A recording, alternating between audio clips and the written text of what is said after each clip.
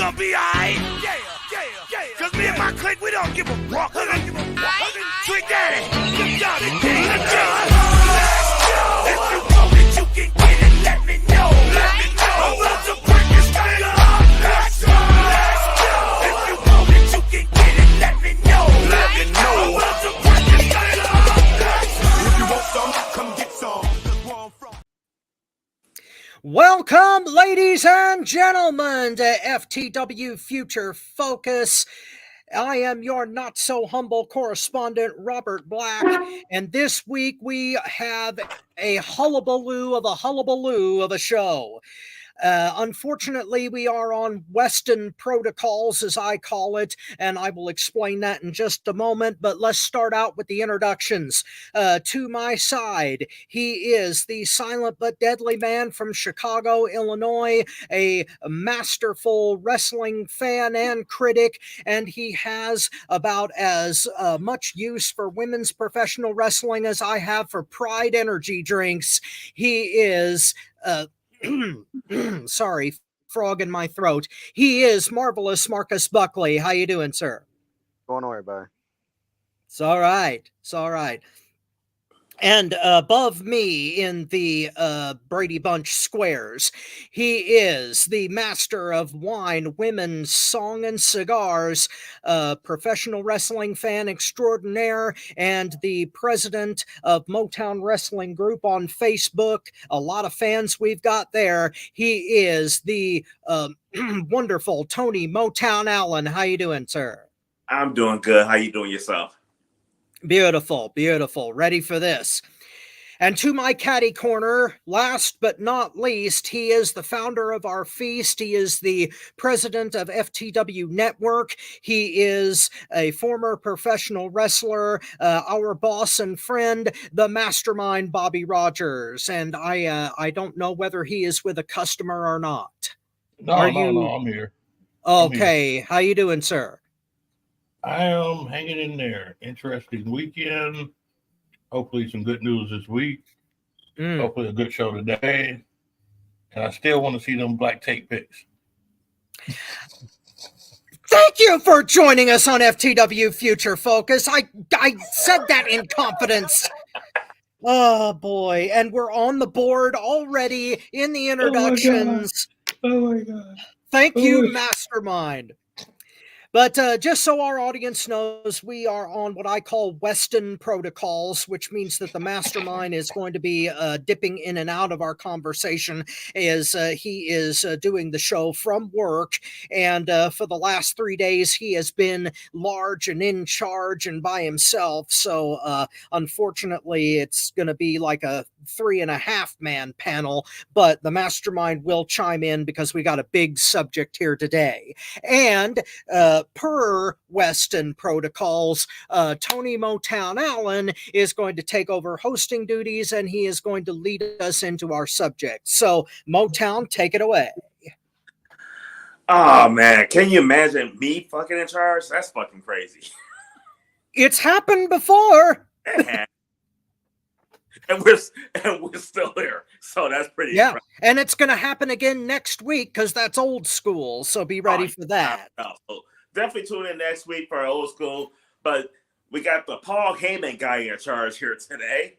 And we're going to kick it off with our initial position on the CM Punk incident. So anybody watching the show that's a wrestling fan should have seen the videotape that was aired by Tony Khan on AEW Dynamite approximately like a week and a half, 2 weeks ago, showing what happened with CM Punk, Jack Perry, little jungle bitch himself, at All in London. So we're just going to discuss, the show is basically dedicated to that incident. We're going to be sharing our thoughts. And what was your initial position on the CM Punk incident? Bobby, if you're free, we'll kick it off with you. Oh, boy. How loud can I say this?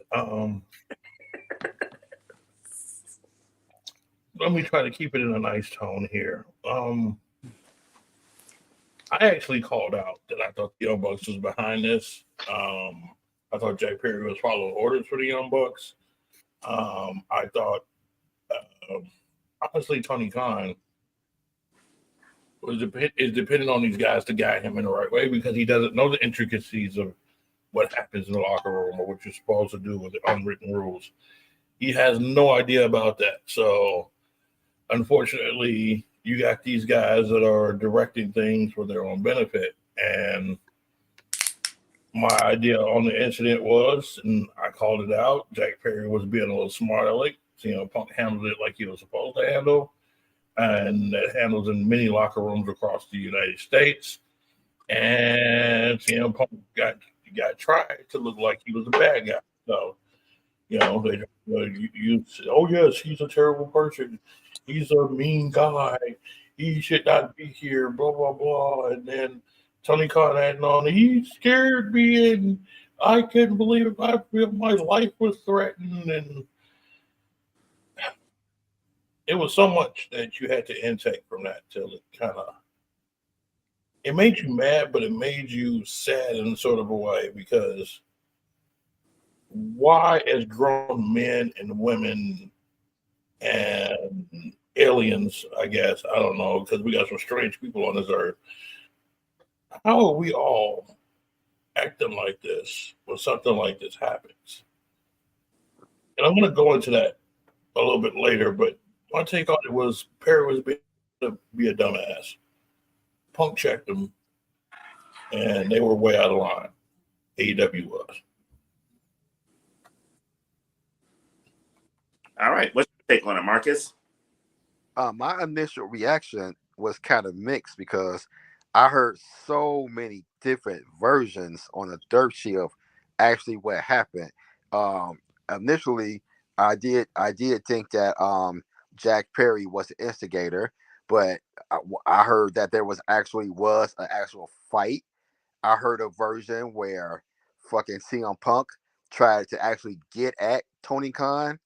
I mean, I heard about 4 or 5 different versions of actually what actually supposedly happened.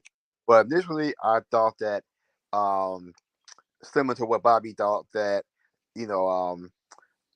Jack Perry was the instigator, and that there was an actual fight, and Punk handled his business. So he thought it's what he thought he had to handle. Was what my initial reaction was. All right. What do you think, Bob? On your initial reaction?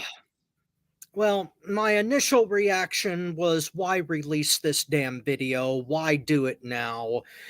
It was obviously in response to the interview that Punk did with the MMA program.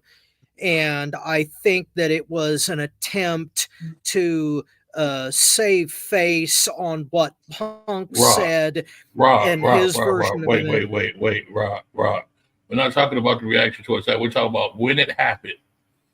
What was your initial reaction? My initial reaction was, damn it, not again. This is a cluster. We don't need this crap after a year of waiting for it to blow over. And after that, I wanted to focus exclusively on All in London. That was my initial reaction. As to whose fault it was, all of that came out afterward with Perry's dumbass attitude. That's coming later. That part's okay, coming later. I understand, but my initial reaction was, I don't understand why the hell this has to happen again, and I was hoping that nothing was going to happen when Perry made the smart ass real glass comment during the Hook match. That really annoyed the piss out of me, and when I found out what it led to, I was very, very pissed off at Jack Perry, because I was an advocate for him up until that point when he unprofessionally showed his ass. That was my initial reaction. All right, my initial reaction is a combination of both of you guys. Rob, I was with you. It was like, Jesus Christ, here we fucking go again. The comment that Jack Perry made, I didn't really think much of it, but I remember watching it. And then when Bobby pointed out to me, and then when that happened, I was like, oh shit, here we go again. So and I really didn't care for Jungle Bitch, so fuck that bitch. But I was also kind of fuck that bitch. But I was also kind of like Marcus too, though, because that shit started coming out. Jesus Christ, there was so many different versions. What happened that day? You didn't know what was true, what was not true, what you're really thinking, everything. Though, but it was like Jesus. Here we go again. Here we go again. Yeah, and Marcus is right. There were initially so many damn rumors about the locker room getting trashed, about Tony Khan getting shoved around, about all this stupid crap. And his bitch has need to be shoved around. Well, like I said, I thought that a heel turn for Jack Perry would turn him into a better character. But it turned out that a heel turn was just his natural fucking personality. And I was very disappointed in that unprofessional crap, and there was no reason to do it in the middle, at the beginning of what was, in my mind, the most important show in the last 25 years. No reason for it whatsoever. Arguably one of the biggest shows in the last 25 years, by far the biggest show of everybody involved in that show's careers up to that point, especially with AEW though. So yeah, definitely that. All right. Were there more factors in why this fight happened? Because Bobby looked like he's doing something. Rob, since you were just talking, let you just go ahead and continue, okay? Well, all right. Yes, of course, there was a whole lot more going on than just Perry versus Punk. And I wrote took some notes here. I think that we can all agree on a few things. First of all, okay. Okay. Those are my notes on the interview. I'm sorry, I jumped the gun there. But yes, we know that this thing had been going on for a year, and that there was a whisper campaign going on behind the scenes. The elite were defaming Punk. We all know that, and the Bucks trying to disown it and make themselves the good guys, the victims of this whole thing is ignorant. That we know that they started the shit, and we know why. My problem here, Punk is not completely innocent in this situation, to my mind. He was, in that there was a concerted effort to get him fired, or at least demoted, or get him to quit. But the problem here is that Punk overreacted to the tactics. And that's exactly what the Bucks and Hangman Page wanted him to do. See, I understand that the way that locker room problems were taken care of, at least in the old school way, is that you had some kind of altercation and figured it out amongst yourselves.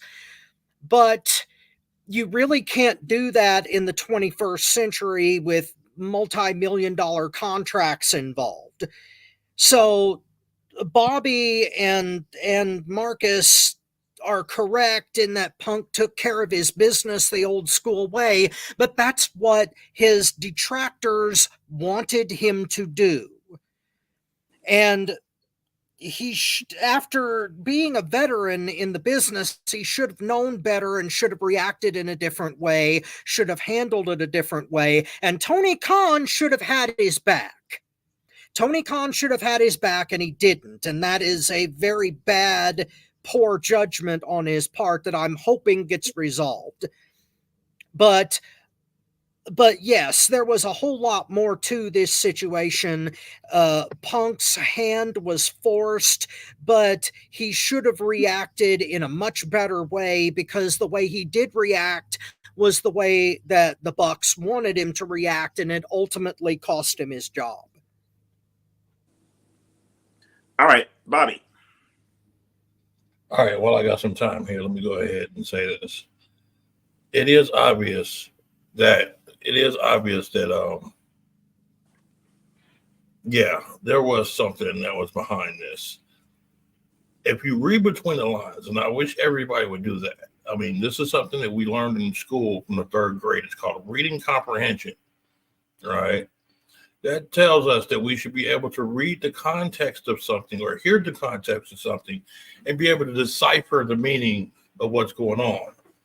Now, everyone sits up here and wants to jump on CM Punk's back. We got someone online right now that sits there and says they didn't like CM Punk since he left WWE.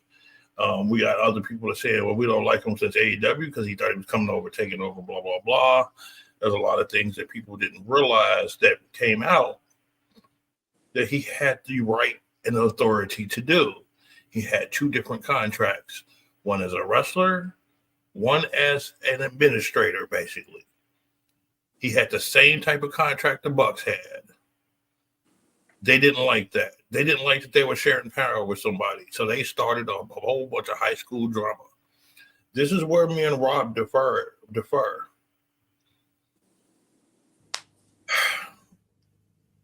Everybody says in the 21st century, this is the 21st century, you can't act like that, blah, blah, blah, blah, blah, blah. You know, it's a multi-million-dollar company, blah, blah, blah, blah, blah, blah. And this is probably why I don't have a multi-million-dollar company. This is probably why I don't have enough money or rich like Tony Khan and be able to start something like this, because I'm sorry, I don't care how many dollars is in it. Common sense is common sense. If you're on the street and you start drama, you're going to get dealt with, period. I don't care if you got $1 million or $2.50 trying to buy a Mad Dog at the corner liquor store. All right. Now, the Young Bucks is playing on this 21st century stuff that you're not supposed to be able to do this and blah, blah, blah, because it's wrong, but they're steady starting drama. And I'm going to have to reserve my comments in a little bit because somebody just walked in, but go ahead and I'll finish up when I get done. All right, Marcus, what's your thoughts? Well, Go ahead. Go ahead, Rob. Oh, no. I was just going to interject and make perfectly clear that I'm not taking the side of the elite here. If anything, if anything, the blame falls 70-30 on their side, because what they initiated was stupid as hell. Bobby is right on that point, but I digress. And Marcus, you go ahead and answer. Well, a lot of what I want to say, I'll save for later, but I think the biggest, I mean, absolutely, there was obviously more factors. First of all, from all the reports, the locker room was completely split. You had Punk's people and you had the elite people. And clearly, Perry was one of the elite people. Two, I think Punk wanted to get the fuck out of here, and I think he knew he had to do something to get Tony Khan to actually fire him. Short of hitting him in the face, pretty much. You know, so I think that was part of it, and then there's too. The main thing is too many people having the freedom to do what the fuck they wanted to do. Too many people thinking they were bigger than what they thought they were and just having the freedom to do what they wanted to do, whether it was good or bad. Just I'm gonna do what the fuck I want to do, as long as I got the elites back or whatever. I can do what I want. I do what I want to do, and no one there to say, you know what? No, you're not going to do that shit. And then when Punk tried to be that person, again, this is what happened, because that's what it sounded like in the interview, was that he tried to, be an authority figure, and just all broke out because of that.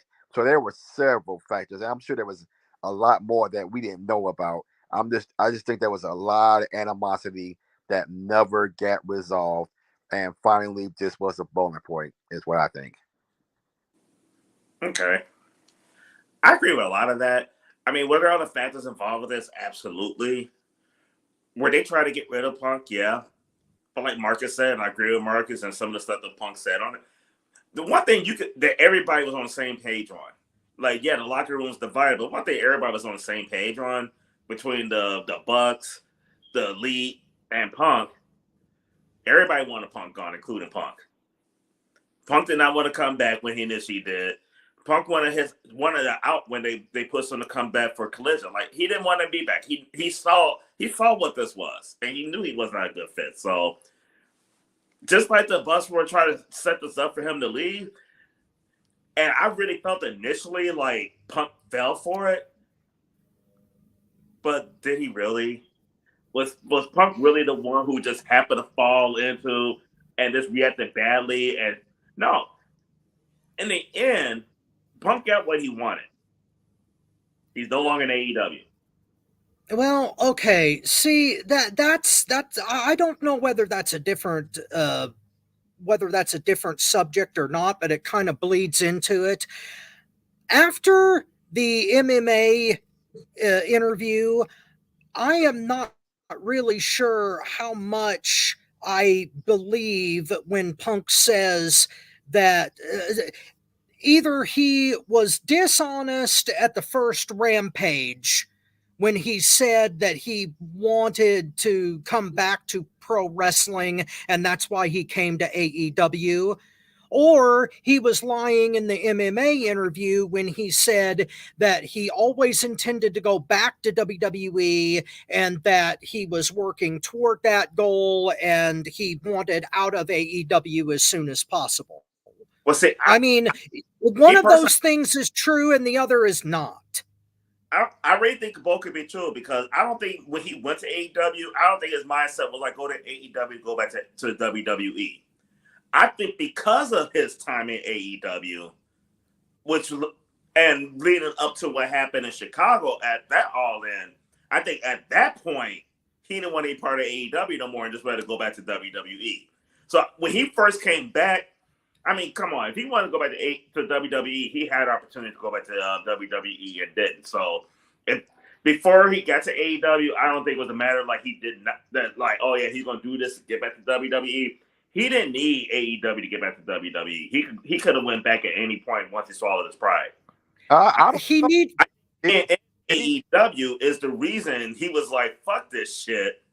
Fuck this locker room. Fuck these Bucks. Fuck Tony Khan. Tony Khan's not. I think AEW flipped him and wanted to go back to WWE. That wasn't the impression the interview gave me. He was kissing Triple H's ass up and down in that interview, and it seemed to me like WWE was the plan all along. He was just waiting for the sale and for Vince McMahon to get out of the way, like the rest of us were.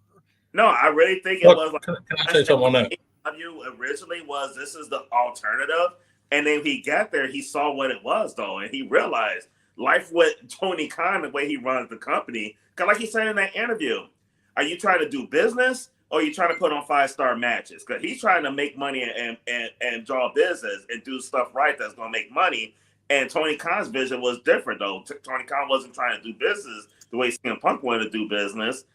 So I think they sway him back into WWE. Okay, let Bobby chime in. Oh no, he can't. Phone answer. Well, okay, my take on that is that yeah, they're in a different business, but Tony Khan is trying to make money with wrestling. WWE is trying to make money with everything but wrestling, which I thought WrestleMania 40 demonstrated, but we've already been through all of that. As far as Punk personally, at first I thought that he was in it for the creative process as much as profit.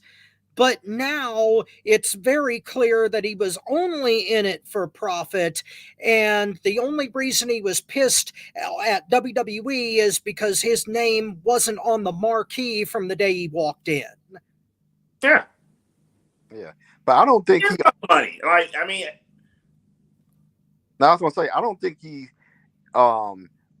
even as early as 2 years ago, he had a chance to go back to WWE. I think that door opened is when not only with Vince leaving, but because they see he still draws numbers, he still sells merch, and that was a straight slap face in AEW. I don't think if Punk ever went to AEW, I don't think he would be in WWE right now. I really don't think he would be. I don't think so either, because me personally, I think shit that happened in AEW made him like, it's not that bad over here after all. Right, but I'm not even talking about that. I think that what made him want to go back. But I don't think if he ever went to AEW, I don't think WWE would came calling. I don't think. It's like Punk. It's like Punk said. Go ahead. Punk was probably went back to WWE if it was for his time in AEW dealing with the chaos there. Right. I don't think WWE was calling 2 years ago, 3 years ago. I don't think that nobody was sending out fillers. I don't think it was mutual though. I don't think Punk was filling out fillers and trying to go back either before AEW. Right. Well, I look at it that Punk did in fact what he accused MJF of doing in kayfabe. The grass isn't greener on the other side. The grass is greener where you water it. And as much as Punk got set up in AEW, I don't think it was because of Tony Khan's lack of business sense. It was the lack of cohesion between him and the Bucks. And like I said, that's a 70-30 exchange. The Bucks never wanted him there, and they intended to screw him. It was a lack of leadership on Tony Khan's part. That's where the shit all fell apart. Absolutely. Well, sure, but Tony Khan cannot make his employees all get along. He can either force them to work together or he can fire them. What he should have done was fired everyone involved in the damn situation or forced them to work together, and he did neither. But part of the problem with Tony Khan is when shit was going on, the wrestlers are handling the shit instead of him stepping in and being a boss and telling motherfuckers to knock the shit off or else. Exactly. No, he wants to sit back and be everybody's buddy. He want to be a little bitch and hide his little balls and just hope that everything work out. I pray the wrestlers work it out. I'm not going to stay in and step up and say shit. He was quiet for way too long. He wasn't a boss and addressed the situation was happening. And then it snowballed to the point where like the shit what happened was what we got. Punk should not have been at the All In London, never mind everything that happened before All In. At All In London, the first person that should have seen Jungle Bitch coming back from the locker room was Tony Khan. Because we could say all the shit we want to about Vince McMahon. We know good and goddamn well somebody going to business for themselves on the Vince McMahon, he's the first one in their face when they come back to the dressing room. Because McMahon has a lot of faults. McMahon. He's a psychopathic micromanager, is what Vince McMahon is. He is but it works. Micromanager, but he's to a point. To a point, it works. Hold on, let me say this. You know, we're sitting up here and we're doing the very thing that two individuals want us to do.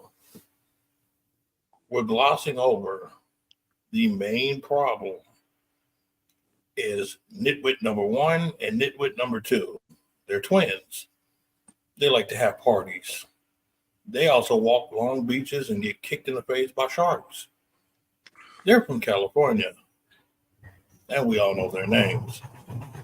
We need to start addressing the problem, the main problem, and have to go that very quick. Well, Bobby, I agree with that. I'm not going to sidestep that. The Young Bucks, Nick and Matt Jackson, are morons, should not be in charge of anything, and should be only talent in the ring at best, if not fired completely. I think the whole panel agrees on that fact. Nick and Matt Jackson should not have jobs. I think we all agree on that.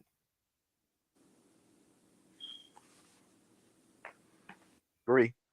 Or at least at nothing else, they shouldn't have it should be nothing else but talent.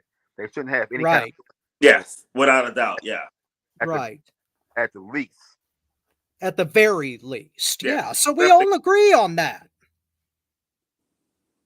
I just want Tony Khan and the Young Bucks because he's the boss. And I don't care about squash with him. Well, yeah, we're also talking about a guy who's never been in the wrestling business and has in 5 years built this thing that I'm not really quite sure that he completely understands until maybe now. Maybe now he does after getting burned twice by this very situation. I don't have a faith that now he understands it now though, because he's doing the same shit. Not necessarily. He just got through hiring 2 people that have that kind of experience, and I don't know whether you guys have been watching any of the AEW's product lately, but they've been subtly changing things to the point where it's more organized, and we may see that tonight. Well, Rob, I've been watching. I watch every week. Well, the parts I don't fast forward, and it's still not good. I mean, it's still fucking good. Now I'm gonna watch the show tonight and see. And I've been really trying to give these new hires a chance to see what happens. But as of right now, I mean, I don't want to go off on a whole tangent, but we just had a fucking mixed tag. I mean, come on, that was pointless. I mean, it so far it's not good. It's still not good.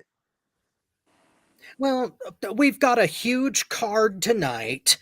I'm going to pay for it, which I didn't with Mania 40. I know a guy, but but I'm going to watch this intently, and I'm going to give a full review on it. Whether I write it or I video it, we'll figure that out.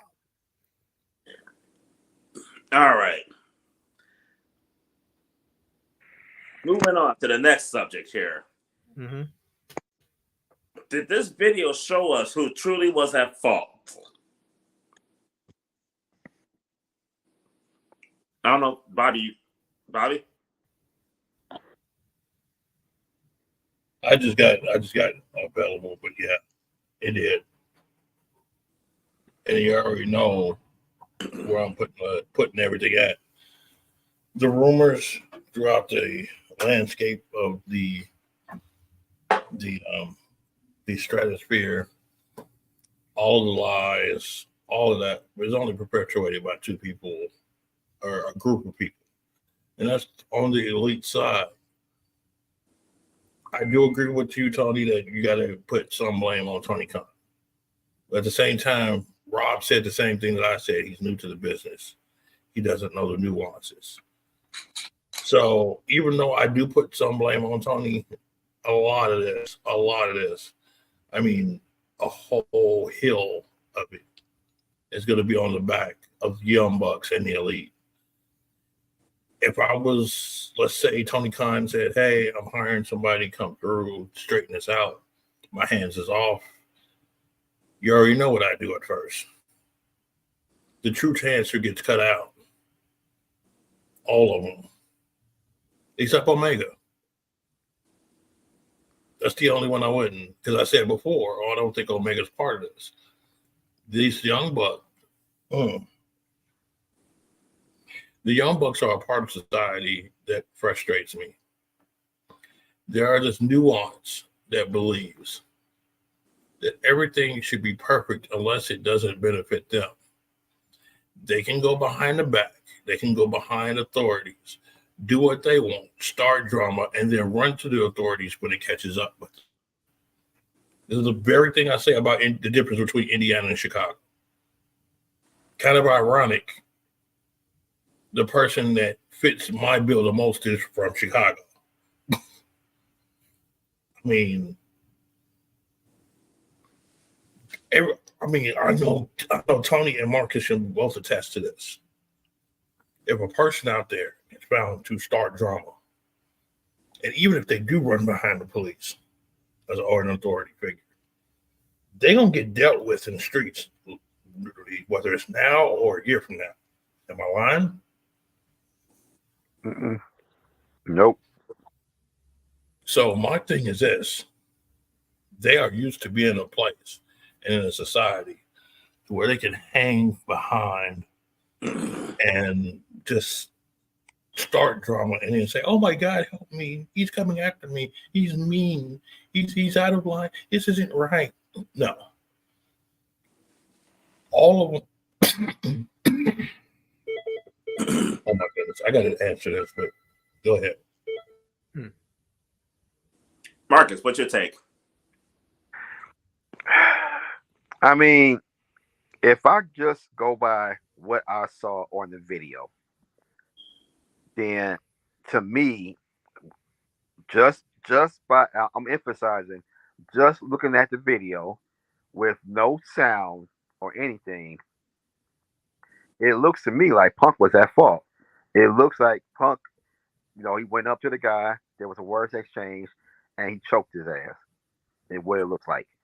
Out there in the open for everybody to see is what it looks like. That's what I saw. If that was my first time, if I hadn't watched wrestling in years and I didn't see All In, I didn't know anything about what happened last September or anything like that. If I just watched that video, like, damn, why the fuck he choke old boy out? It's what I would have thought. Just again, I'm emphasizing just to answer the question.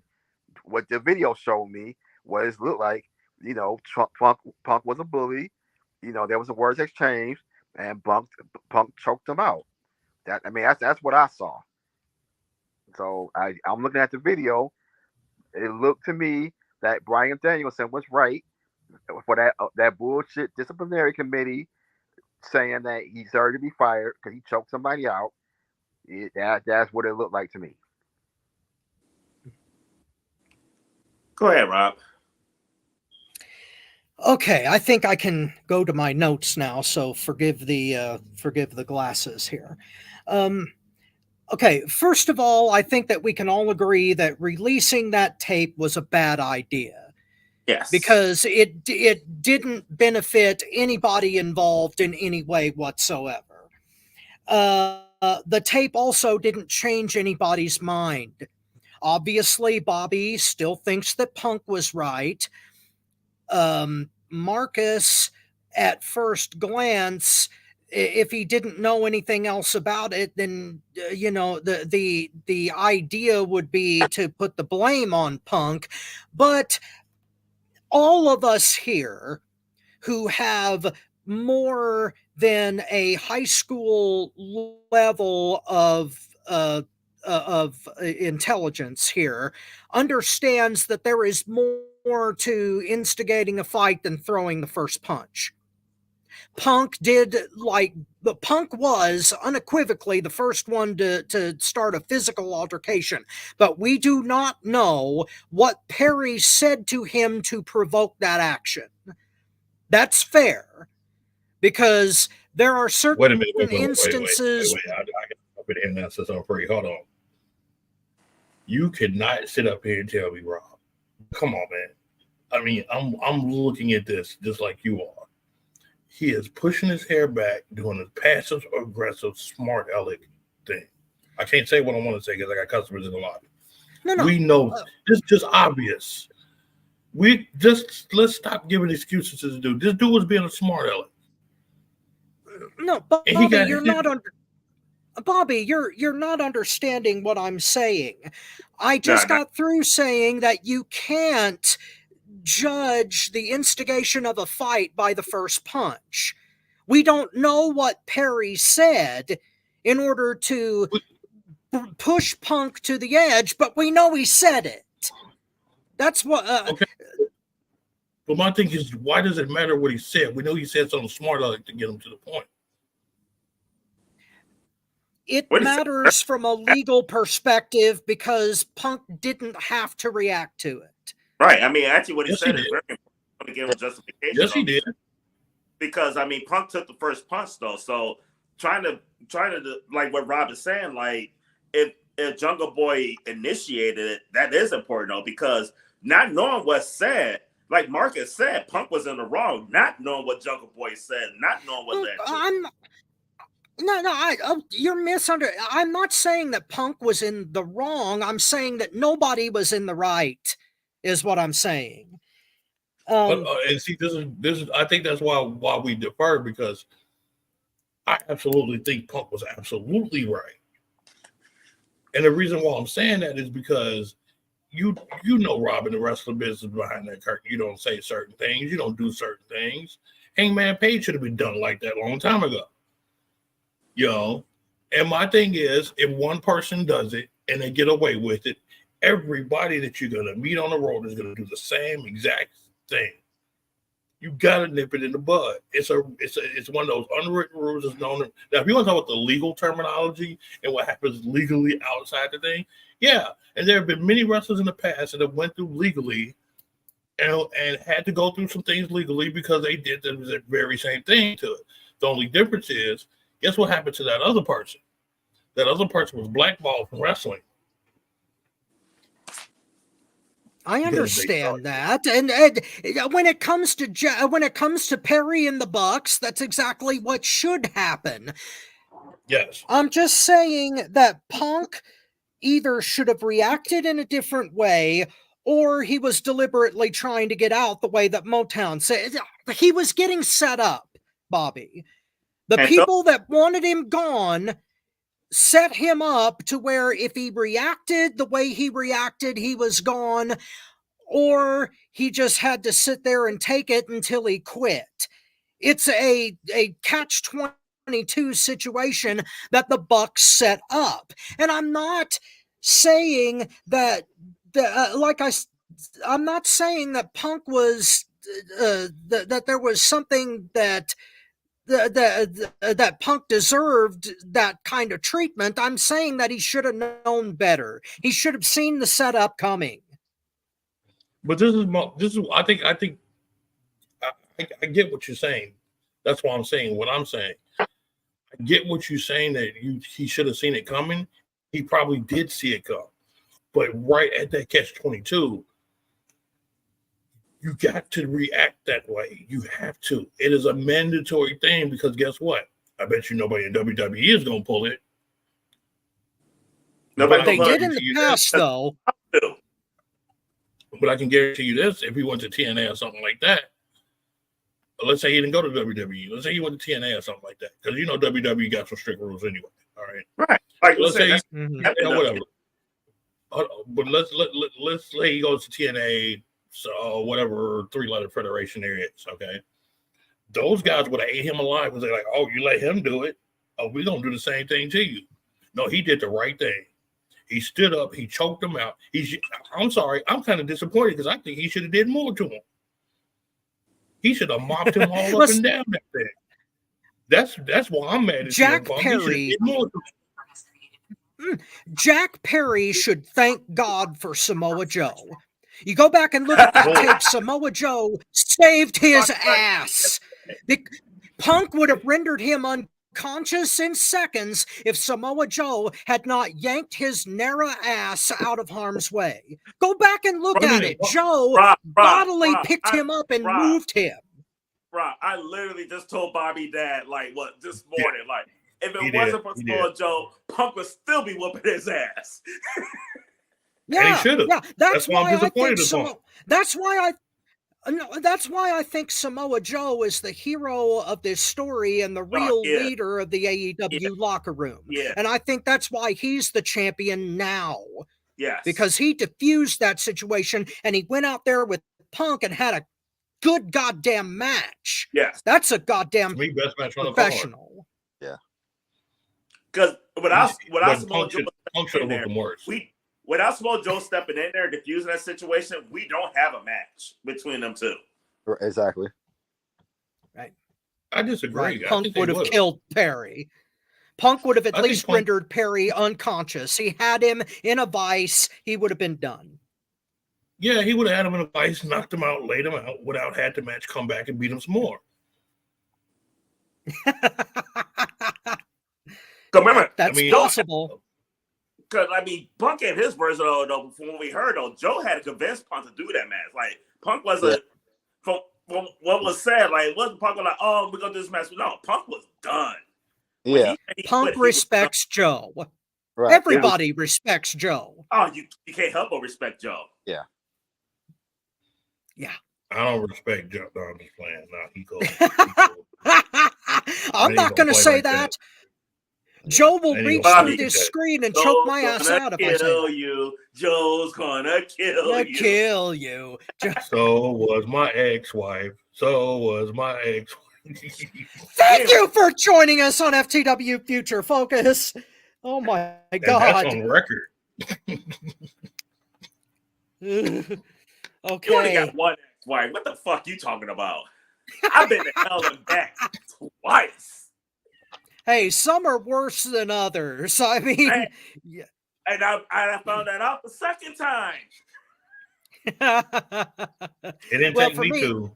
For me, there ain't gonna be no second time. Bobby's right about that. Oh my God. Man. No, the girl I have now seems like she got her head together. She does. But honestly, if it wasn't for her, I'd probably say, yeah, all women are crazy. And I only think 98%. 99.5. Okay, I'll give you that. Wow. We went from CM Punk and Jack Perry to ex-wives and regret. You know what? We've basically been talking about CM Punk this whole time. And the thing that I'm disappointed with is the fact we're like 45 minutes of the show. We talk about CM Punk, and I haven't mentioned that fine motherfucking AJ Lee. I will put it on her. Wait for Rob. Like dice! And thank you for joining us on FTW Future Focus. Thank you for the setup and warning, Motown, because that really helps the count. And I would too, but I digress. No, AJ Lee is a very lovely young lady, and Punk, Mr. Phil Brooks is very lucky in that regard. Man, if he may be unlucky in others. We talk about how, I mean, it might not have been the China Stephanie McMahon upgrade Triple H did, but this motherfucker dropped Lita for this motherfucker. He did a damn good upgrade from Lita to AJ motherfucking Lee. Wait, hold on. Wait. Hold on. I'm going to have to step in here on this one. Give me Lita. How are you going? No, not even that. Triple H got it right. Stephanie McMahon, the $1 billion princess. I'm looking at the cash. You always look at the cash. Yeah. That's right. She's set for life. And she looked good. And she got a all I'm gonna say is the Howard Stern video. Yeah. So you're getting everything in one. I'm sorry. Stephanie doesn't beat out everybody except Mandy Rose, probably. When I saw that Howard Stern video, I was married. And I'll be honest with you, I'd divorce that bitch right there in a second after the Howard Stern interview for Stephanie McMahon. She taking up the pooper. Thank you for joining us. Thank you for joining us on FTW Future Focus, the Dirt Road edition. Oh, it's a chocolate. I thought it was a backdoor edition, but anyway, yeah. I thought it was a Hershey Howard. Thank you for joining us on FTW Future Focus. Oh, dear God. Oh, boy. Unbelievable. But anyways, are we ready for our next saga on the road to final conclusion? We're going to go down that Hershey Road, and as we go down that Hershey Road, next one. Thank you for joining FTW Future Focus. Oh my God. Hey, we can't back it up. I'm not even going to dignify that. Oh. That's probably good. If we're going to talk about backing it up, we need Naomi's fine chocolate piece of ass when we talking about back that shit up. Thank you for joining us on FTW Future Focus. I've always heard of a banana split, but not a chocolate split. I mean, I'm just saying. Thank you for joining us on FTW Future Focus. Oh my God. But you know, Naomi put the chocolate in that chocolate split now. Ain't that right, Marcus? Man, you bought a chocolate covered sundae. Man. Thank you for Wait, joining us. How can you call that Sunday? That's Sunday, Monday, Tuesday, and Wednesday right there. And then, I start on Sunday. And Sweet calendar girl, I love my little calendar girl every day of the year. And thank you for joining us on FTW Future Focus. It's a musical today, ladies and gentlemen, a dirty, dirty musical, dirtier than Grease. Hershey is meant more than one way in this episode. Next. Okay, next up. Thank you for joining us on FTW Future Focus. Oh my God. You think AEW's out of control? We've gone off the deep end here. Oh my God in heaven. Rob, come on. Okay, the next. All right. Next one. What do you think?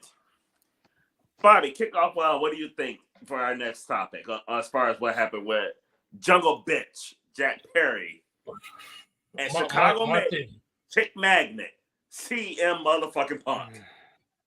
My thing on this is the part where I wanted the fans to come in and say that their piece. I know we got a lot of fans out there. Some probably are going to go ahead and probably watch this on a replay.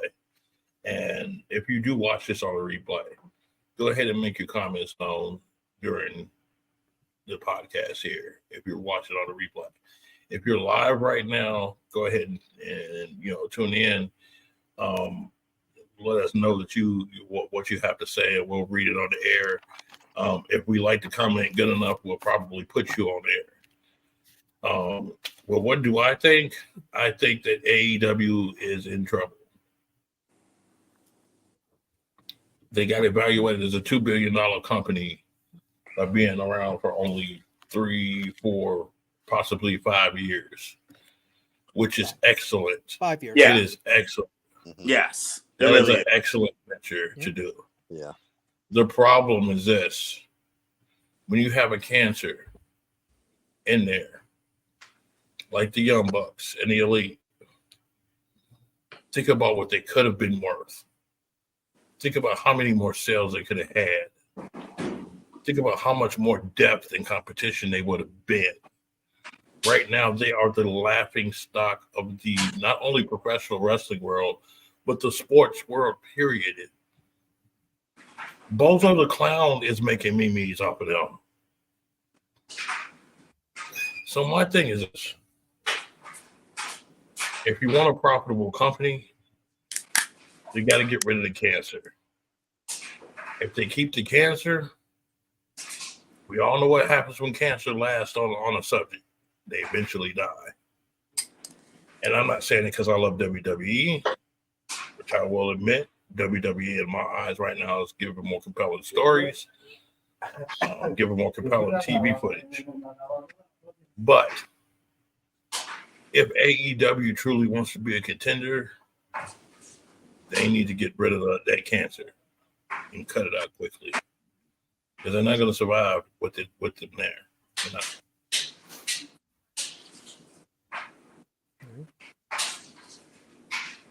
All right, Rob, go ahead. Okay, I agree with Bobby up to a point. The Young Bucks are a cancer to any locker room that they're in, and they should have been fired long ago. We agree on that point. But I don't think that AEW, number one, is in danger of dying just yet. And that number two, their management doesn't recognize the problems and aren't trying to fix them. Because, Bobby pointed out that AEW is the number 3 combat simulation Yeah. sport, quote unquote, in the industry right now, and that's after only 5 years of existence. Now, Wait, the fact wait, Rob. To put it in perspective too, because what was more impressive to me than them being third was the fact that like 5 years in the business, $2 billion. Yeah. WWE number 2, been in the business 50 plus years. It was at 6.8 billion. I would have never thought the gap was that close between WWE for as long as they've been doing it and the machine that they are and AEW. They were way closer to WWE. So that was my before. As you make your point, that was impressive to me that they're that close to WWE. Only 5 years in the business. I give them props for that. I will. Okay. Yes. So, but as Bobby points out rightly, there are serious problems with AEW in terms of management and locker room. And I'm not, but I don't think that they're a laughing stock because of their in-ring product. There, as much as WWE has a damn good marketing and production game, AEW has produced like at least half of the match of the year candidates in the last 5 years, and to me that's undisputable. And there is a market for that. There is a market for telling stories in the ring and producing 5-star matches night in and night out with guys that have the talent to produce them.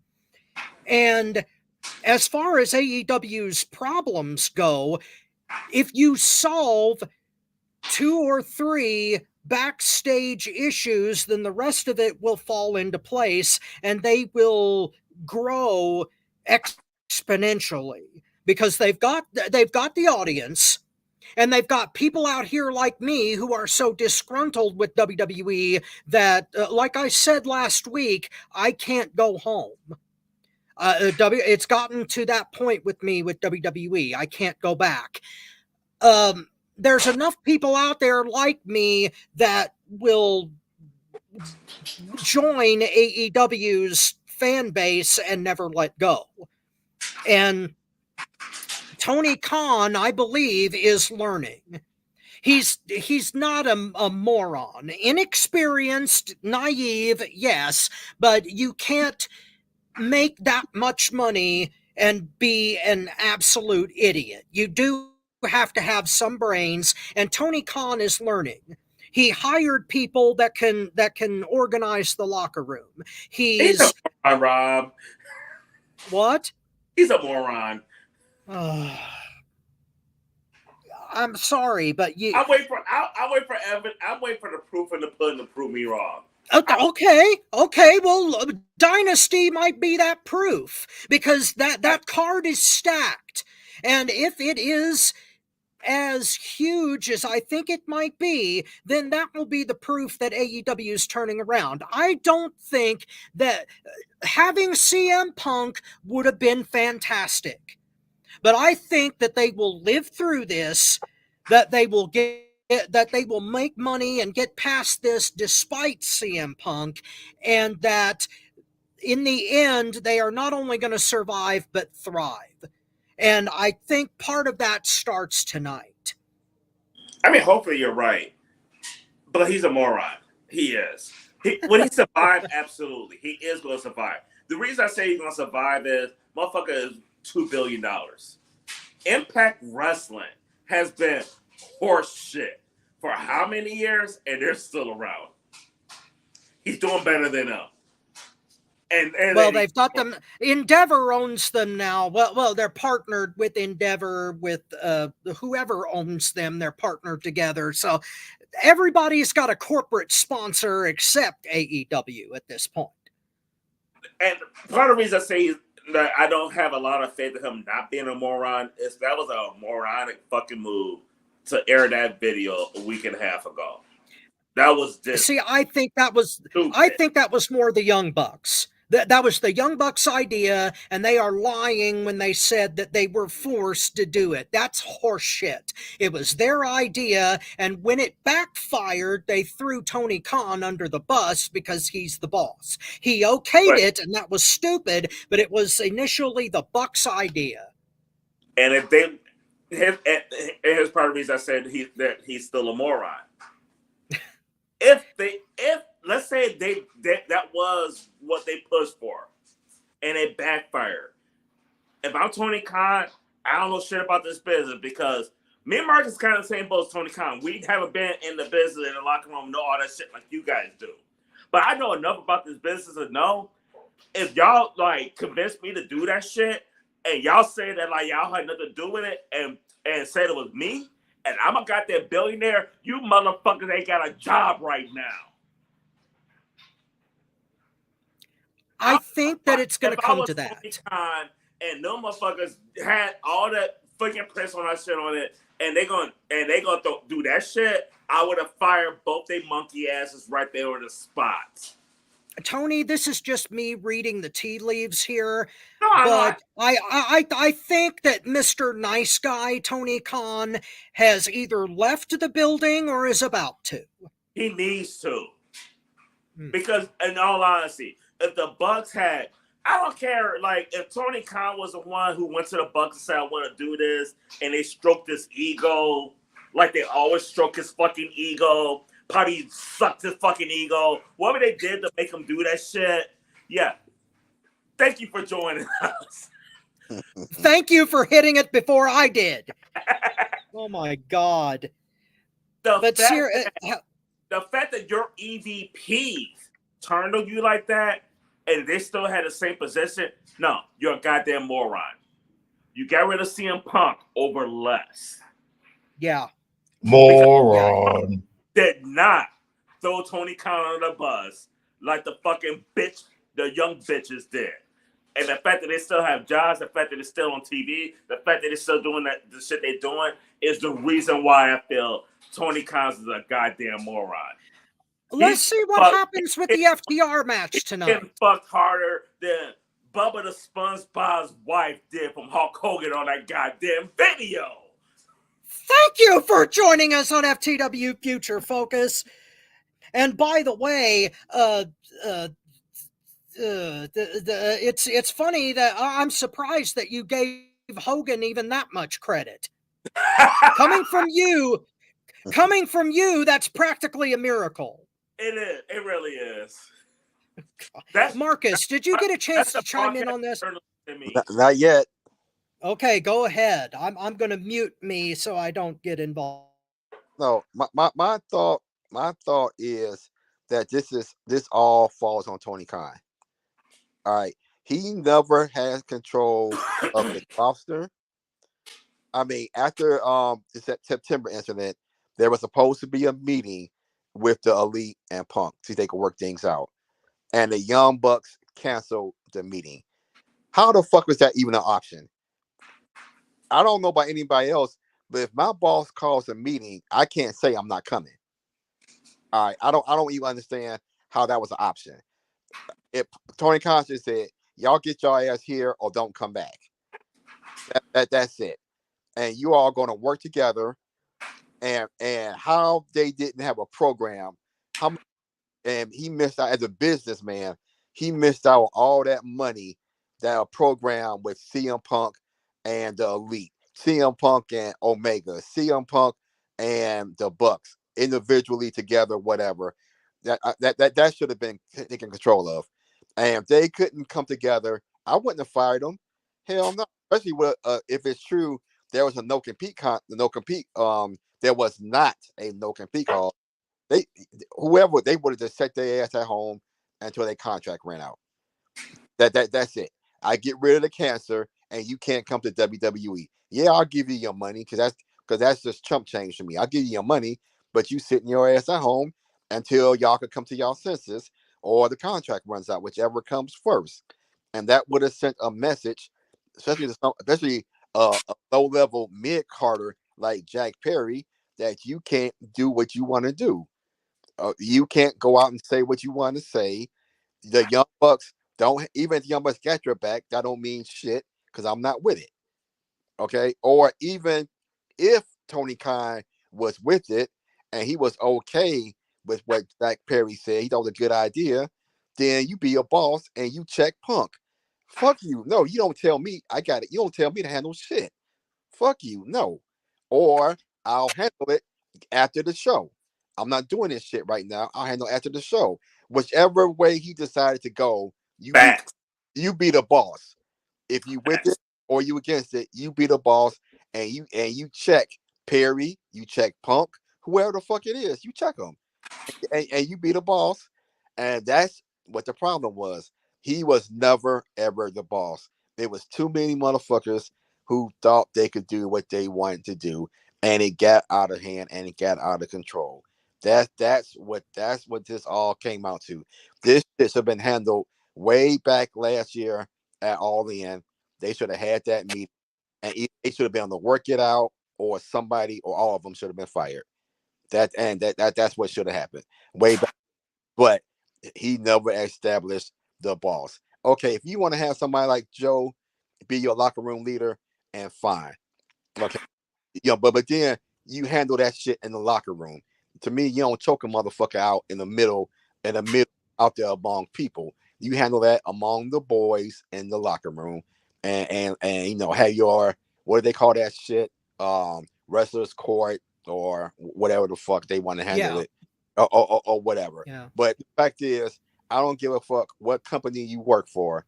If you can't choke somebody out among people and not get fired. I mean, I don't care who you work for.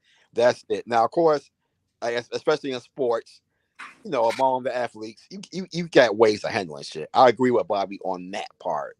I agree, but it's not out in the open. I don't think there's a camera in the locker room.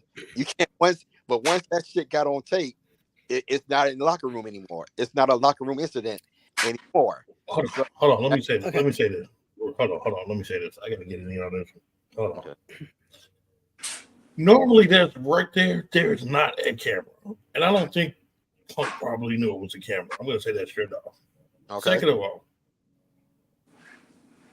you cannot delay that unless Tony Khan steps in and says, "I'm gonna speak to both of you guys after this show. Let's get through this show, and then we will deal with it then." Right. Because if he says nothing, wait. If he says nothing, and Perry's doing what he's doing, just wait till later and all of this stuff, guess what? That don't count. No, you disrespect me right there on the spot, it's on site. I'm going to choke the crap out of you on site. No. I'm sorry. That's just the way it is. No. In this situation, here's where I'm coming from. Punk said when that happened, he went to Tony Khan and said for you to handle it, and if you don't, I will. At that moment, if he want to wait till the end of the show, how he want to handle it, he should have said, this is what I'm going to do. I'm going to handle it this way, or whatever the case may be. Tony Khan was a little bitch and did nothing when CM Punk said that, which is why CM Punk did what he did. Tony Khan should have said at that point, chill the fuck out, I'm going to handle it at this point, or chill the fuck out, this, that, whatever. But he did not do that. Okay, right. There's some points of dishonesty here that I want to address. I don't entirely believe that Punk said that to Tony Khan, not in the way he described in that interview. I don't think that the MMA interview that he did that sparked the release of the video was entirely honest, because he said a lot, he backtracked on a lot of things that he had previously said, like the Scott Colton thing. He previously claimed that he did not get Colt Cabana pulled from TV, which is supposedly what the Elite started their Whisper campaign on in the first place. But in the back end of the interview, he said that he did get him pulled from TV. He said it point blank. I got him fired. I got him pulled from TV. And he said to Cabana, I will not talk to you again without a lawyer present. He said that in the interview. Now, okay, I gotta see that one, 'cause I don't remember that. yeah, it's at the back end of the interview when they talked about Scott Colton, Colt Cabana. That interview to me hurt Punk's credibility because there were a lot of things that he had previously stated that he backtracked on in that interview to make him look good in the eyes of WWE Creative. Yeah, no, right about to pull us across from there. And that I have issue with because yeah, and that doesn't excuse anything that the Bucks or the Elite or anybody else did in AEW. That whole thing was a cluster on their part. But Punk retroactively trying to change the narrative to make it so that he couldn't get along with Scott Colton, even if he wasn't involved with him in the same promotion, and he should have just come out and said that to begin with instead of trying to insinuate that he was never like culpable for being unprofessional with Cabana. But that being said, I don't remember that. I seriously don't remember that. That was Bobby, I swear, go back and look at that. I have to because I would have been mad about that. But I think because if I remember, I don't know. See, they were talking about the show that he was in charge of, which is Collision. I think that's right. Collision, right? Yeah. Right. I get it. Yeah. Okay. Yeah, but when that shit had been happening before Collision was even in existence, because that's what sparked everything. But I thought that's when they were talking about. Well, yeah, that's true. So that was before Collision. Yeah, it was before Collision ever existed. Back to like when we went to All In. Yeah. Go back and listen to the interview. It's like 3/4 of the way in. They discuss. The guy asks him, "Would you bury the hatchet with Scott Colton?" And Punk says, "Absolutely not." The guy came up to me backstage and said, I do remember though. I remember he said, that. But I do remember him saying he would not bury the hatchet. I do remember that. Yeah, but he described an incident where Cabana came up to him backstage and said, "Can we bury the hatchet so at least things aren't weird between us?" And Punk said himself, and I quote, "I will not talk to you unless there's a lawyer present," which is an honest response. I give that to you, but he admits. He says it, and some people have argued he was being sarcastic, but I don't think he was, not by a long shot. He admits point blank, I got him fired, I got him off TV. And I think that is what started the whole Whisper campaign rolling, and that's what motivated Adam Page to be a jackass on national television and go off script. Are you talking about what he said, but I got him fired? I got him off TV. And he did that was earlier. Doing that. That was earlier in the interview. That was earlier in the interview, and he contradicted himself later. All right, I gotta research that. Yep, it's like 3/4 of the way through the interview. I know what you're talking about. I just wish I remembered it because I don't remember that. I'm not trying to take up. I just don't remember that. No, and I'm not trying to defend what Adam Page did. He was also unprofessional. That was a idiotic thing to do on national TV, and Punk called him out on it at the scrum. He should have got whooped even worse than Perry.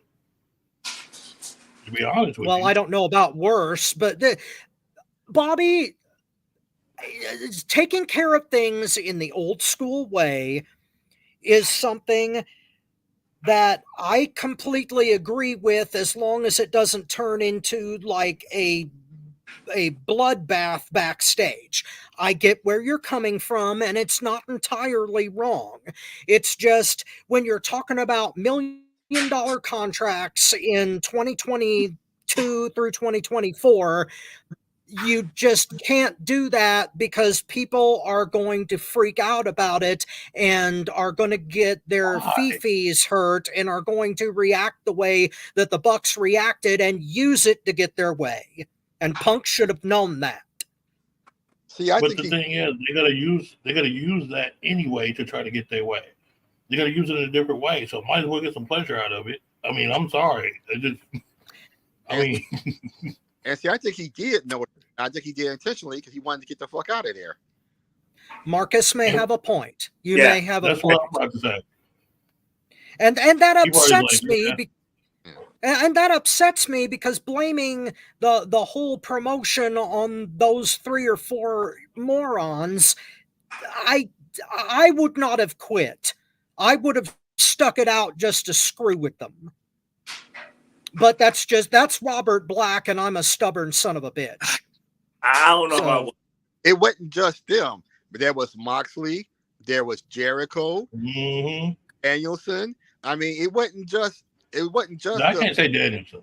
Well, he's the one that he was the one that fucking disciplinary committee shit. So I put it right in there too.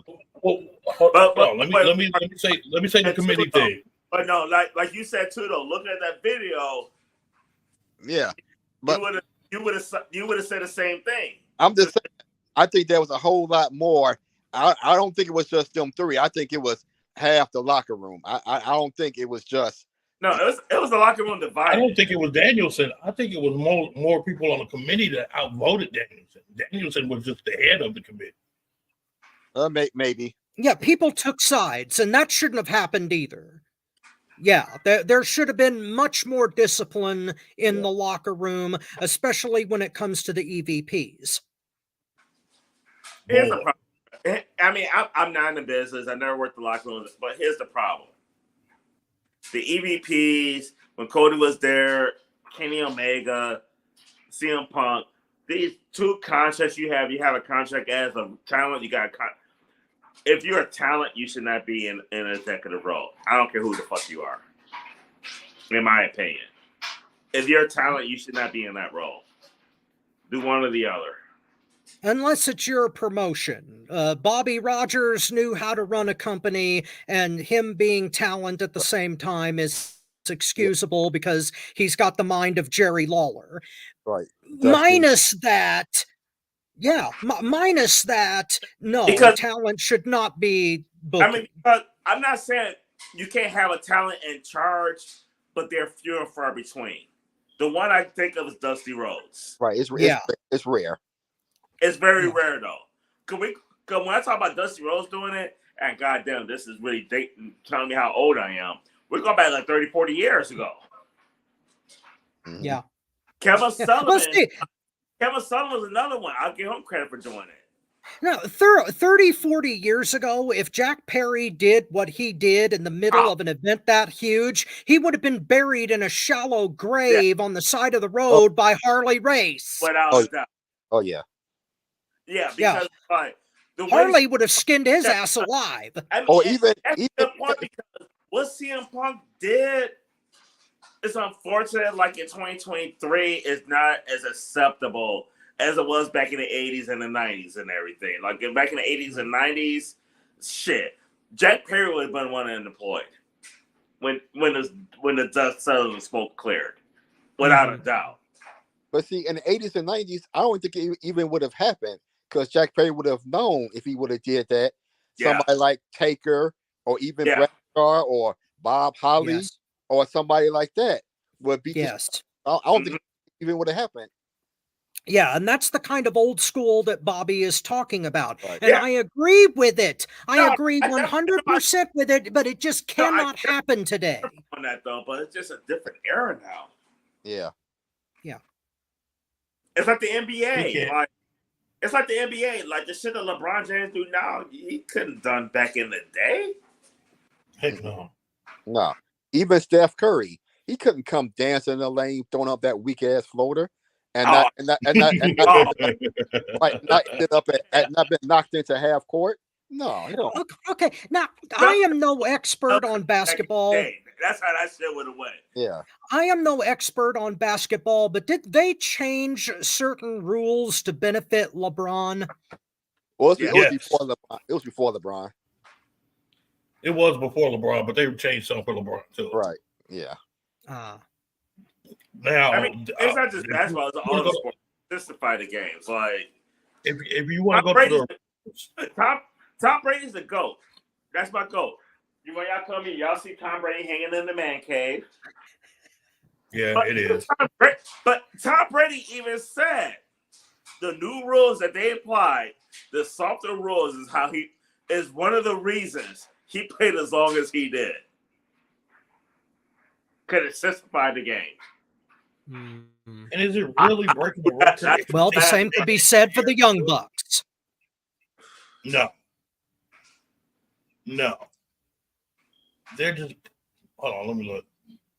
They're just pussy fat motherfuckers that got power, and everywhere they've been successful, they got power. And the only way they can survive is if they are in charge. Just think about everywhere they've been, and they've been successful. PWG, they were in charge there with the promoter. AEW, in charge there with the promoter. What happens when they tried out for other places? Ring of Honor. Jim Cornette laughed at them and told them to go what they could do with themselves. You know what I'm saying? Other promotions have turned them down because guess what? They weren't able to control the narrative. You see that with a lot of people in the indies. That's why they buddy up with the promoter. They're trying to get their way, the politics. Oh, I want to do it this way. That's just that. That's why nobody could stand me, because I say, guess what? This is the way it is. You are working for this company. I am the owner of this company. Do what's right for this company, or you won't be here anymore. Period. I gotta go. Hello, how you doing? No, we already checked in, sir. All right. Okay, Bobby had to mute his mic. But I do agree with that, the essentials of that statement. Yeah, the Young Bucks are turds, and back in the old school days, they would have been flush, just like Perry. In the old school days, Area Adonis would have bent their asses over them and did the smiley wiggle on them. Well, see, I say in the old days, none of this shit would have happened. So it really wouldn't know. So none of these conversations would be going on anyway. Marcus, you know, Adrian Adonis with the smiley wiggle on their ass. So back in the 80s and 90s, he wouldn't have had the chance because none of that shit would have happened. Oh he would have found a chance. Adrian Adonis gonna find a chance to do the smiley wiggle on your ass. If not him, Pat Patterson.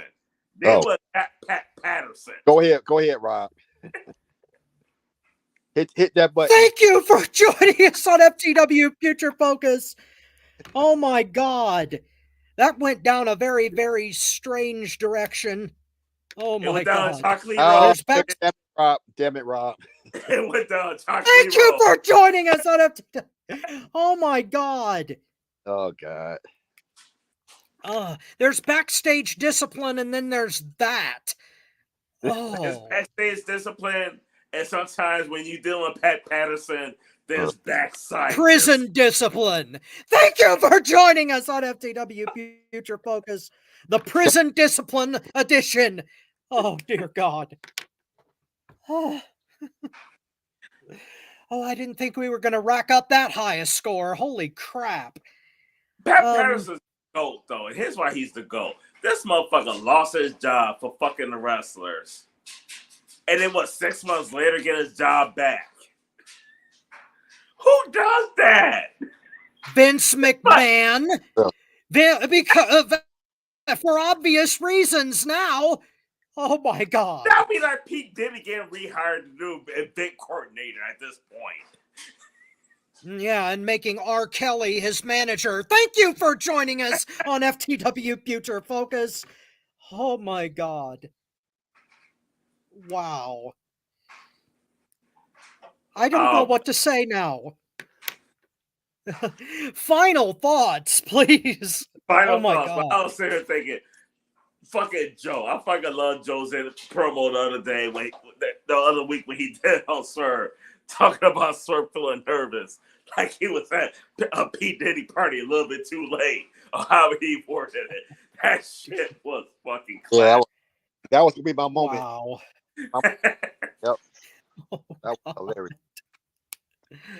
All right, guys, but we're gonna share our final thoughts on the CM Punk, Jack Perry, Jungle Bitch, Tony Khan, Young Bitch, whoever you want to throw in on your funny comments. But what's your final thoughts on this whole situation? We're gonna kick this off with Marcus. My final thoughts is Tony Khan, get control of your organization, or if not, bring somebody in that can. I mean, it's just, even if it's Santino, take him away from TNA, make him the whatever the fuck his title is. What bring in somebody that can wrestle shit if you're not gonna do it, so we don't see that shit like this happen again. That's it. I'm gonna go next, and the reason I'm gonna go next because Bobby's not free. Rod's real passionate with this. He's a lot more passionate with AEW than I am, so that's why I'm gonna say have him go after me. My final thoughts is be a goddamn boss, Tony Khan. It don't matter if you like CM Punk or you don't like CM Punk. Like, I really don't care. Like, we had a guy comment earlier in the comments and everything who don't like CM Punk, haven't liked them, says you got fired. I respect that. Like, you like who you like. I don't like Becky Lynch. Fuck that bitch. Can't stand the bitch. Never liked her, never will. Nothing's going to change that. Good news for you. Her contract is up and she hasn't re-signed yet. Yeah, she's not going anywhere though. She's really not, though. She's not. I can't stand Bayley, but I ain't gonna lie, though. I am kind of digging her a little bit more lately. I am. Bayley started softening up to me, and Bayley started hardening me up a little bit as well, too, all at the same time. You know what I'm saying? Thank you for joining us on FTW Future Focus. Wow. Okay. But my whole thing is, and I get like the backstage politics.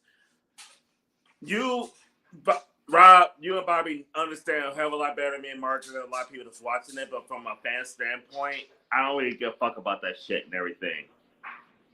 The shit that happened in Wembley involved, in my opinion, 3 people. CM Punk, Jungle Bitch, and nutless Tony Khan. Tony Khan should have first went at the stage or at the entrance ramp when Jack Perry came in to address it as a boss. I'm not giving CM Punk a pass. It's kind of like, cue it up, Rob. It's kind of like OJ killing Nicole Simpson and Rod Goldman. Yeah. I ain't saying he should have done it, but I understand. And that, ladies and gentlemen, is the most retro. Thank you for joining us in the history of this program. Thank you for joining us on FTW Future Focus, the OJ Did It version. To tell you the truth, okay, I may end up dinging myself here, Motown, but I don't believe that O.J. Simpson committed those murders on his own. I think he had help. Yeah, he was too much of a pussy to kill 2 human beings. Yeah. He either had help and somebody left the evidence behind, probably that idiot who was living with him, who I can't remember his name. But or he hired somebody to do it, and they implicated him after the fact because he didn't pay them enough. I always thought that O.J. Simpson is dead. His oldest son, or AC was involved. But yeah, I agree with you. Either or. I agree with you. The jury got it right when they let him free. He was not guilty of committing no 2 murders by himself. Because if he killed 2 motherfuckers Yeah. by himself, do it up. Ron Goldman's a bitch. There is no way. Ron, I'm gonna let you kill. There's no way us being 20 years younger than you are gonna let you kill her and me at the same time. Fuck that. That was no person. no, Ron Goldman would have gotten away. He would have gotten away. Yeah, Ron Goldman would have gotten away if OJ did it alone. Yes. Yeah. But be that as But it may, all of that was on Marcia Clark because she screwed up. Mom, hope you watch it because there's nobody that found out OJ tried more than my mom back in the day. Oh, my grandmother was all over that. And oh boy, the things that she said that I won't repeat here. But be that as it may,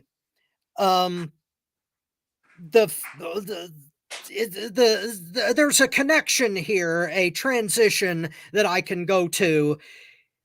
This whole thing was a cluster, and it should have never happened. And both Motown and Marcus are right in that there's Tony Khan should have been a boss and grown some testicles and took care of this whole thing, nipped it in the bud before it became a real problem.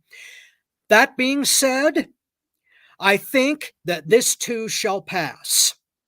I think that AEW is going to survive this, that they are going to come back stronger because of it, that Tony Khan is going to hire and has hired people that are going to manage backstage affairs a whole lot better than he has up till now, and that once they get those problems under control, that $2 billion is going to turn into $4 billion.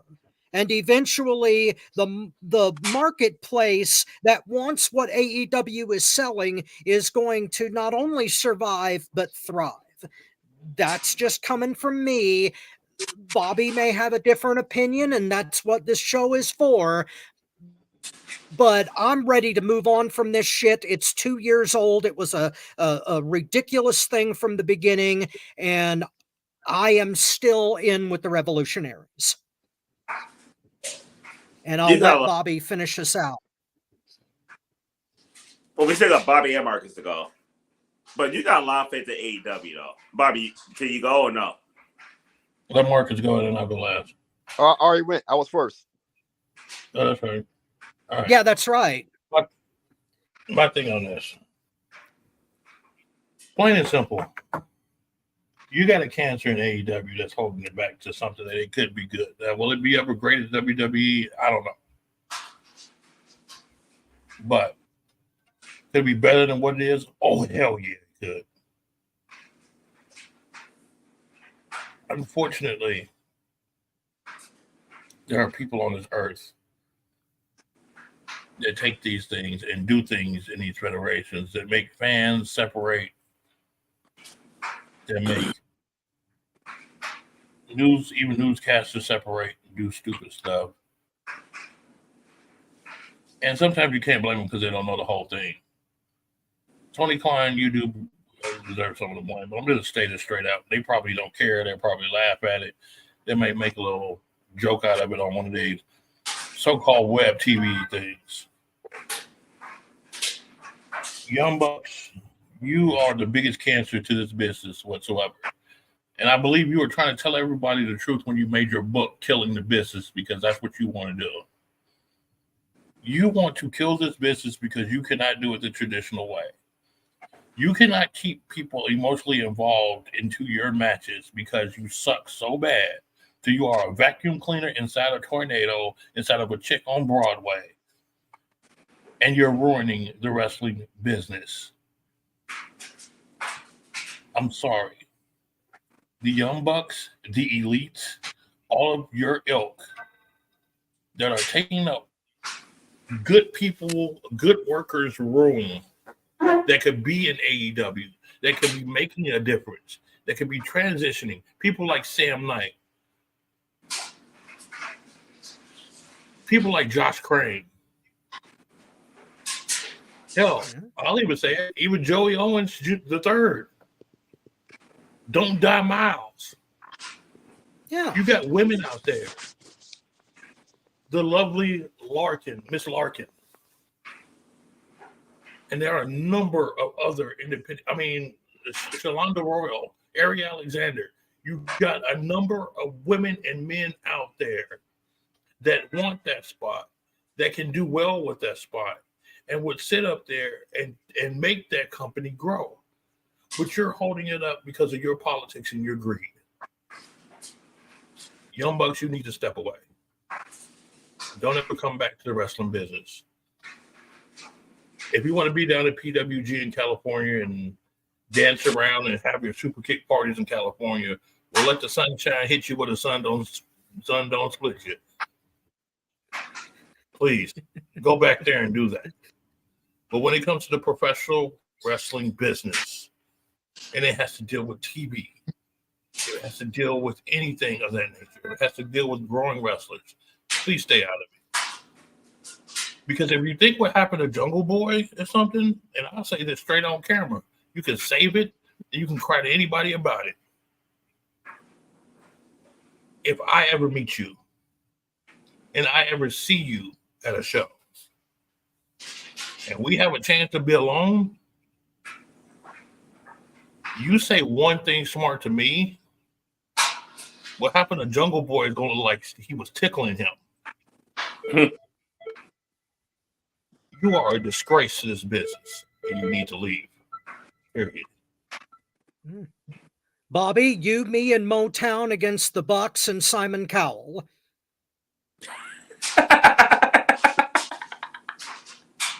We'll bring the damn pain and the ratings right here on this show.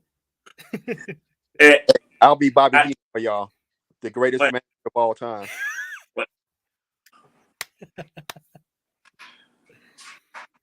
But before we book this match, in my Vince McMahon voice, and it's gonna be no holds barred. Hopefully better than that movie was. Now, that movie, No Holds Barred, it's not as terrible as a lot of things I've seen. I see some horrible things in my life, Rob. So that's not saying a lot. Yeah, really. Maybe not. I've seen Fly Sparks, so. I saw Ready to Rumble, so no, never again. I seen Showgirls. Thank you for joining us on FTW. No, I saw Twa. That may be the worst movie ever made. I've seen worse.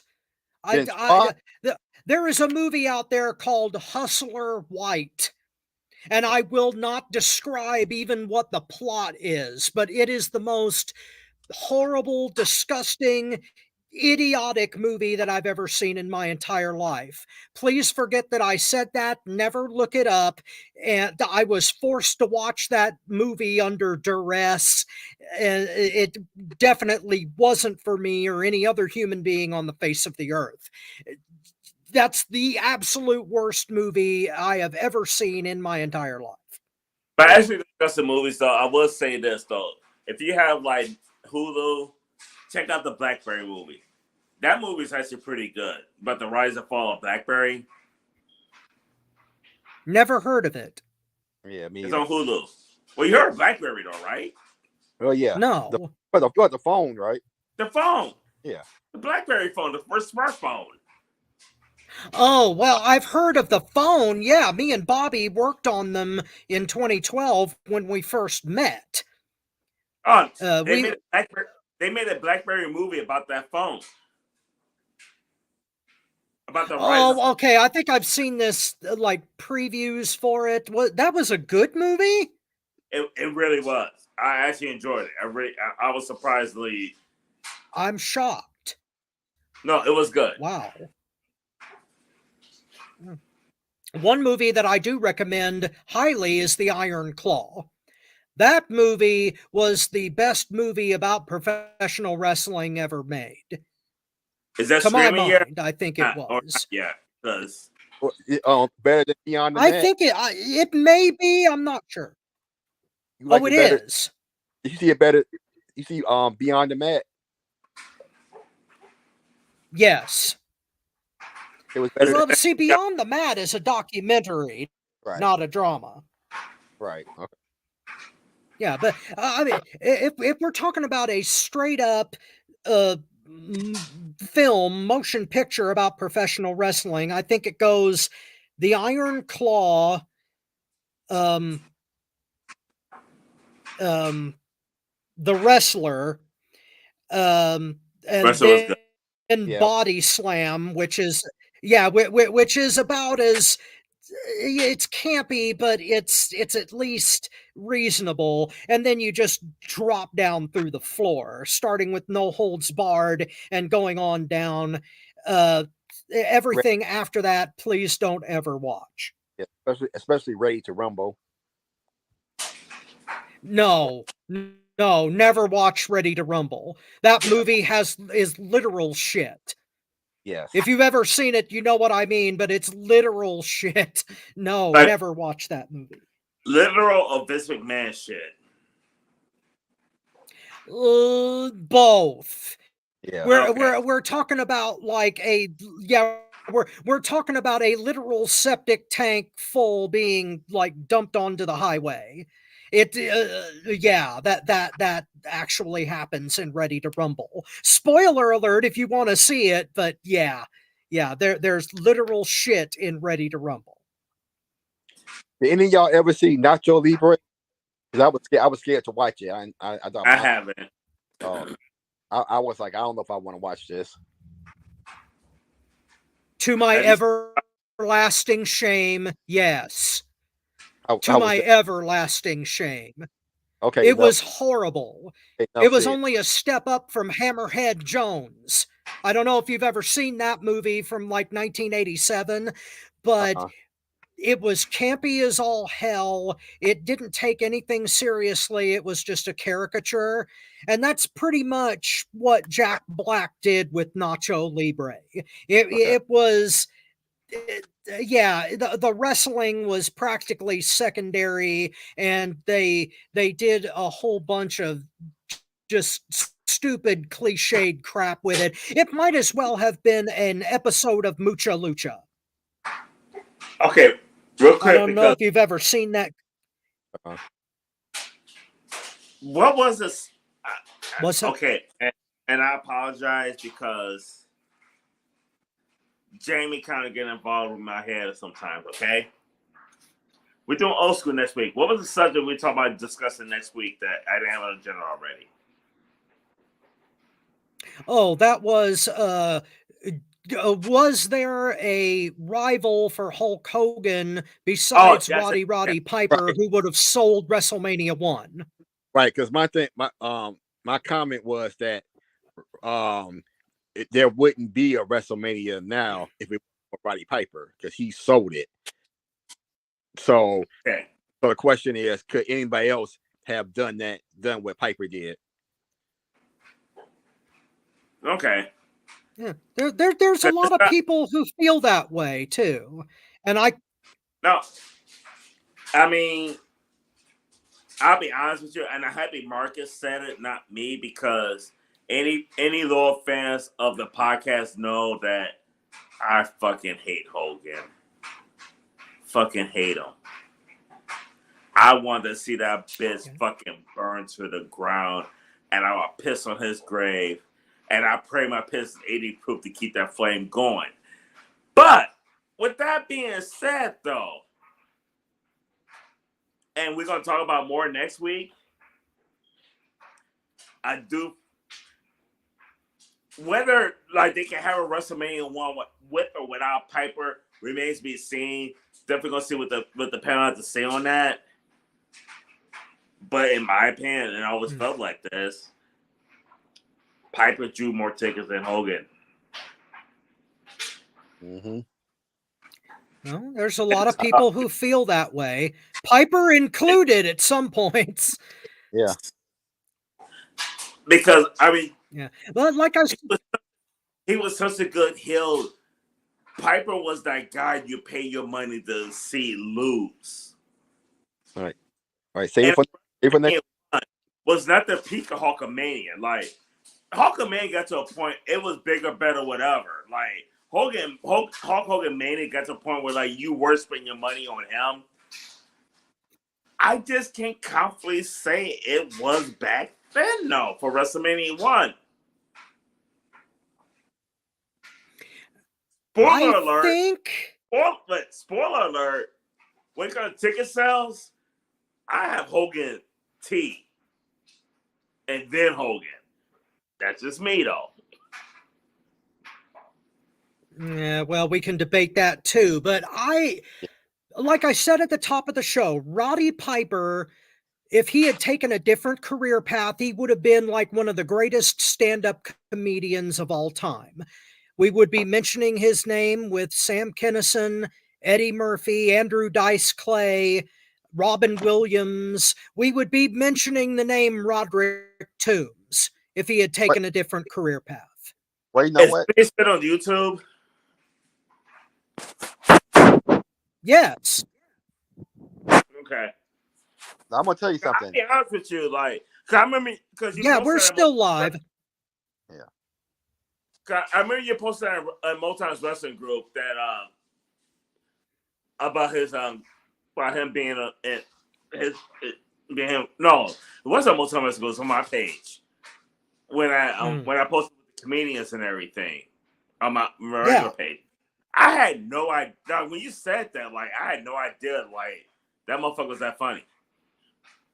Oh, yeah. Oh, my God. Talking about movies, They Live is hilarious because of Piper. Okay. But I'm going to tell you, if you want to talk about guys that could have been a stand-up comedian, I think somebody who even had been more successful than Piper is Bobby Heenan. That's the guy with his quick would have been a great stand-up comedian, even more so than Piper, I think. Oh, yeah. Heenan was an old-school vaudevillian comedian, like Don Rickles. Heenan was the Don Rickles of professional wrestling. He was an insult comic. He was an insult comic that got his face kicked in. Yep. which part of the reason why he's the greatest wrestling manager of all time. Well, we'll get into that debate again. And I'll be honest with you, like this old school episode, and I'll plug in the WrestleMania thing. We're gonna get that into this show, but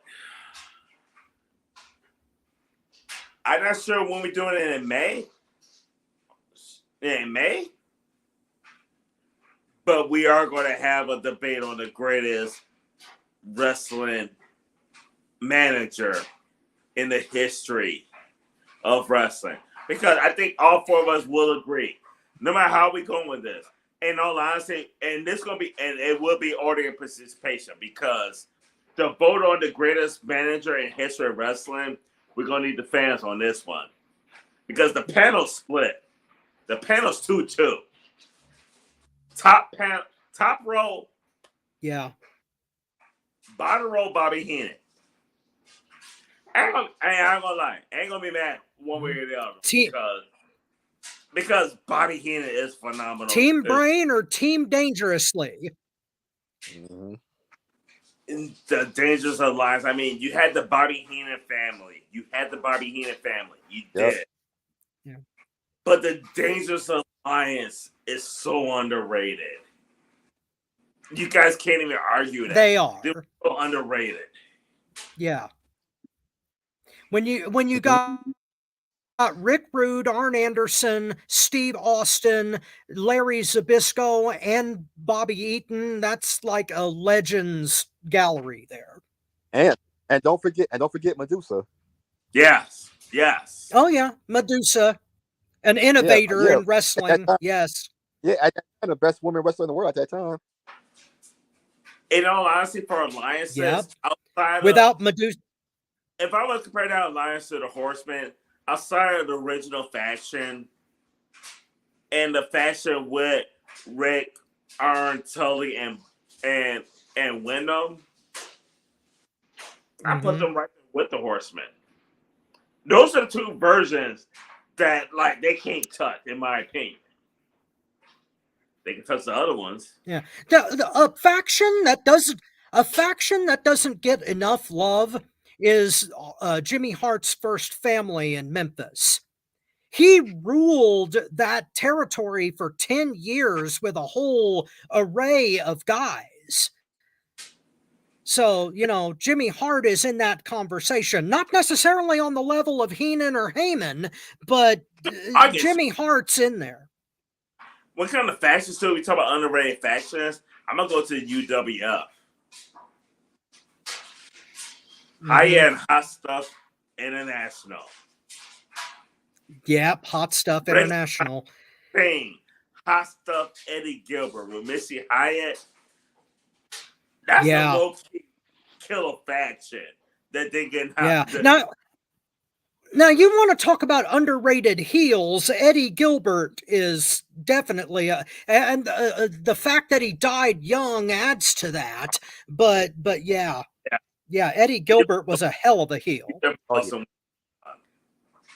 Yeah, who the hell else could run over Jerry Lawler with a car at his own studio and get away with it? Right? Yeah. Well, we're getting into previewing old school. We're going to talk about more old school next week on the actual episode. Oh yeah, next week's episode is going to be a lot of fun, guys. So because we're basically done for this week. I mean, yeah. But as far as like old school, yeah. Any fans of old school wrestling, you definitely want to tune in next week, though, because it's a lot of fun. Fun. I'm definitely looking forward to it. We're going to have a guest next week as well, too. So anybody watching right now, our guest next week, and I always say, tune in, you definitely want to, join the Motown Wrestling Group. The First Lady of Motown Wrestling Group will be joining us next week. Sweet. We got a few things we're going to be discussing and everything. And it's kind of nice that Ty, the First Lady of Motown Wrestling Group, is going to be sharing her female's perspective on a lot of stuff. So it's going to make a way interesting with her. Yeah. Oh, yeah.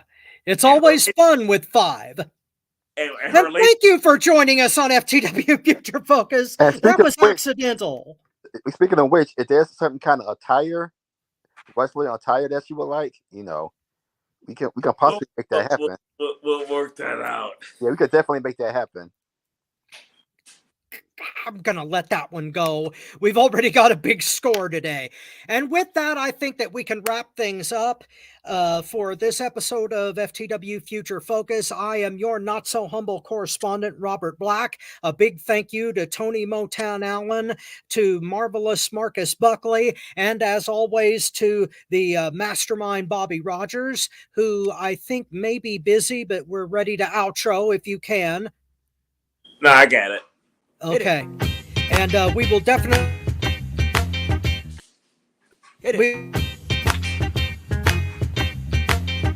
Oh, how you feel, brother? Feeling good. You feel good? Feeling good. It's groovy. There's so much bone, brother. How you feel, man? I feel all right. I call your name. I don't want no people to know you're in here. How you feel, fella? Hey, Jam! Sure getting down. Look at him. Ha. We're gonna have a funky good time. We're gonna have a funky good time. We're gonna have a funky good time.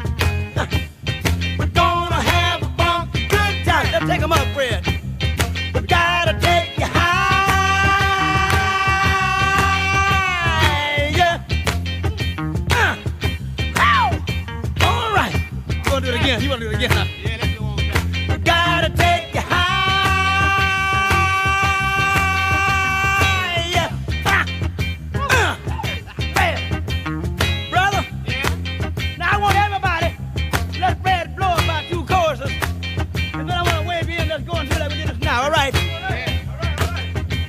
get that fella with the little horn over there. You know, change horns on me. Brad, can you take us higher?